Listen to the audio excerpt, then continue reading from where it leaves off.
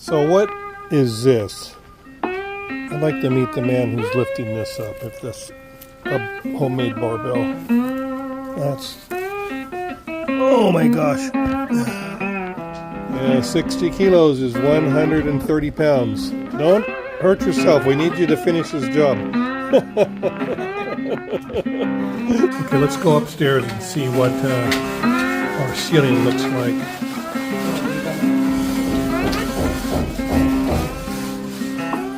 So they did the walk-in closet in the master. Okay, here we go. Oh wow, they've done a lot.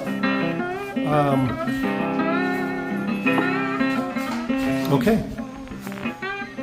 Any questions? Does it for me. Between these columns, roof deck, and that'll be solar panels.